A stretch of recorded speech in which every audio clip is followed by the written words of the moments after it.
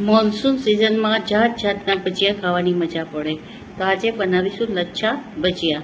એના માટે 2 મોટા બટેકાને છોલીને ધોઈ લેવાના. હવે તેને આ રીતે છીણીથી છીણી લેવાના. મોટું છીણ કરવું હોય તો એ રીતે છીણી લેવાની. હવે 2 કાંદાને આ રીતે જુલિયન કટ કરી લેવાના. મરચાંને ઝીણા સમારી લેવાના. મરચાં બહુ તીખા છે એટલે મેં અહીંયા થોડા લીધા છે.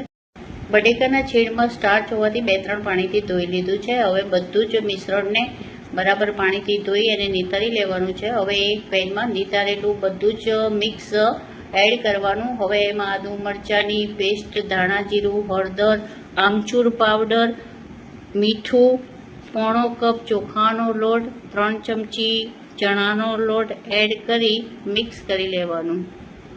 એક બાજુ મીડિયમ ફ્લેમ પર તેલ ગરમ કરવા મૂકવાનું. હવે છેલ્લે કોથમીર નાખી બરાબર મિક્સ કરી અને આ રીતે પકોડા ઉતારવાના. તમને મારી રેસીપી ગમી હોય તો લાઈક, શેર, સબસ્ક્રાઈબ અને કોમેન્ટ જરૂરથી કરજો.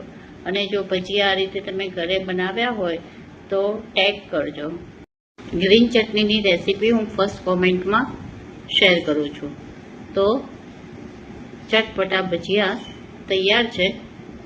ભજીયાને ગ્રીન ચટણી સાથે સર્વ કરીએ. ચા સાથે પણ સર્વ કરી શકાય. ઉપરથી ચાટ મસાલો સ્પ્રિંકલ કરવાનો તો વધારે ટેસ્ટી લાગશે.